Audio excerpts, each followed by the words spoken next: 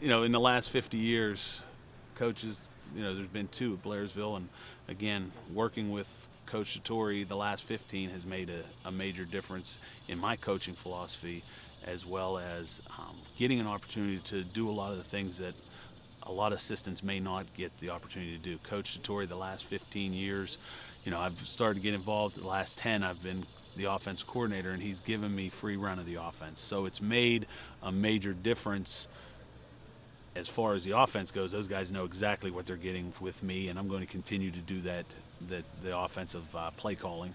So that part of it will be the same. And, assistants that have been under coach as well for the past or continue to be my assistants, we're all in-house that continued.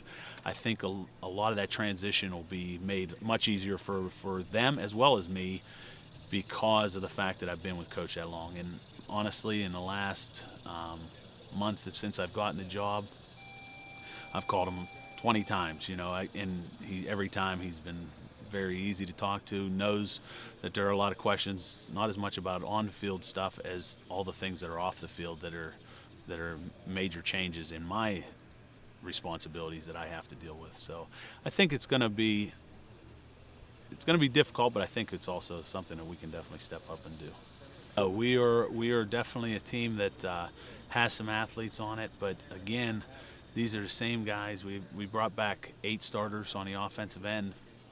But these guys also know, and I've pointed out, we won 6 games last year. But of those 6 games, there's 3 of them that things happened in that game that when it was very close that we were able to pull away at the end. Those games could have flipped, and we could have easily won, possibly won more and made 7 wins, but we very easily could have ended up 3-7 as well. So I think they understand that the competition is going to be there regardless. Whether the plus we have is a lot of those guys coming back, they're getting another opportunity, and several of them are still going to only be juniors this year. So we again could continue to build and hopefully continue even in through next year as well. But I think they understand, and I know I understand, that we were borderline last year to where we could have had a very good season and made the playoffs. But we also could have had a struggling season depending on a few plays in each game. So hopefully they continue to understand that. I know I'll continue to tell them that and make sure we're grounded enough that.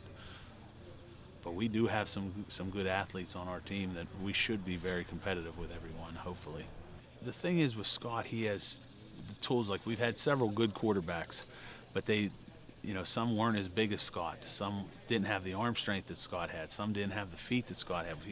Scott has a lot of everything that a good quarterback's going to be made up with, and we've had some great success with our offense as a quarterback, but most of them were through the air and taking control of the game with their arms, whereas Scott, I think, has the ability that we can use him as well as obviously Dion Robinson was going to be one of the better backs in the league. To have those two back there, it's with feet as well as with Scott being able to throw the ball, it's a nice situation to be into. But again, he understands there's a lot of things that he has to work on with coverages and reading coverages and making throws on time, and there are a lot of things that he can continue to work on, but he has a lot of the skill that you'd look for in a quarterback, that's for sure.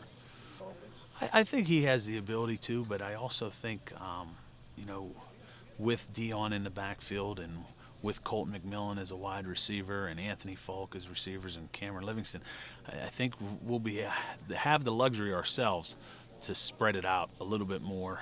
And obviously, anytime that the quarterback's in there, he's leading all of that. But Scott has definitely the ability to overtake games if he decides he wants to, because he has the athletic ability to do it. So hopefully he can translate that, because a lot of times, a mistake here or there, you can get yourself down. Because with Danny, it was pretty much all run, and Danny did a heck of a job running the ball. But with Scott, he's going to be asked to throw the ball a decent amount, and a pick here or there, if his mindset changes, it could change. So he has to stay mentally tough no matter what, and that's a major question mark with any quarterback. So hopefully he can continue to build on that. Defensively, it has been. We've continued, to move the ball. Offensively, we do well, but again, we're not in a situation where we stand there and try to jam it down somebody's throat. we use our skill guys and spread the field, and that makes the difference.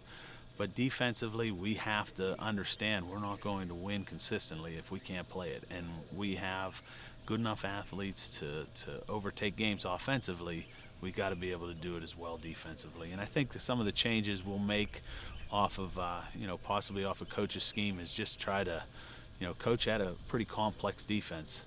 And at times maybe it was a situation where they were just thinking more than reacting, and hopefully our mindset is going to be to try to honestly simplify that defense, and hopefully that'll continue to lead the way to our defense changing. But we have better athletes right now than we've had in the last handful of years too. So if we have the ability to play defense, it should be right now. I think so, but I think again, those two teams will be there because of their line play, especially. Northern Cambria, Homer. I think it may be a little bit more balanced, but it's still, as opposed to those two sticking out, it's definitely going to be higher competition from everyone as opposed to just maybe one or two teams sticking out. I think the competition level from across the board will be much better this year than it's been the last couple of years, competitive-wise. We played with those teams on the offensive end, but just couldn't stop them defensively. And again, that's line play, and that's where our emphasis has to be to try to improve, because we will have the skill guys and the secondary and linebacker play, but offense and defensive lines still win ball games, and that's what we have to. We have 3 offensive linemen coming back from last year's team, so hopefully we can continue to build in that aspect. Luke Radkis has been a 2-year starter for us, and the other 2 were both sophomores, Tommy Tripodis and Rodez Henderson. They're both juniors, so they both had entire years last year to play, and they're definitely leaders right now. The difference between last year at this time and right now is just night and day with those guys, with their ability to obviously they're in better shape right now, but they're just leaders, and I think it's going to translate onto the playing field. I mean, practice is different, but I think this will translate over. And we'll need to fill 2 spots. I mean, we lost Alex Tripodis, who was probably one of the best centers in our league, and it's going to be tough to overcome that, but his brother is actually stepping in at center this year, so Tommy is going to take that position, and we got 2 spots to fill that we have a couple guys in mind that'll be there, hopefully, to step up. No, actually, our numbers this year that might have been the initial response. And again, I've said this since I was little. If they're going to worry about the coach, they probably don't really want to be in the team, is the way I look at it. If you wanted to play football, I don't care who the coach is, most of the time you're going to be there. And that's been my mindset, and that'll always be my mindset. That's not something I'm ever going to worry about, because I know if that's an excuse for someone that really didn't want to play in the first place, if that's going to be it. So, and those individuals, I know a couple of them that said it at first, they've been there at camp, at weightlifting and workouts. So, that doesn't seem to be a factor right now. Oh, I think so. I think it's just, at first it wasn't a done deal. We've done a lot of things together. When Coach, a couple years ago, some things happened, we were walking together at that point. But it's something that he didn't want going on that way, and I think maybe some of their mindset might have been that it was going to be a total revamp of everything. And honestly, Coach left, but that was the only coaching change we've had. We're not bringing anyone in, and we're not, other people are staying that have been here in the past. So I would hope that they have a great balanced team as opposed to one individual quarterback or tailback or offense or defense. In the past it has been offense has probably stood out a little bit more, and in most cases that's usually what's talked about at Blairsville. But we have to get balance, because until you're balanced, you're not going to compete in the district.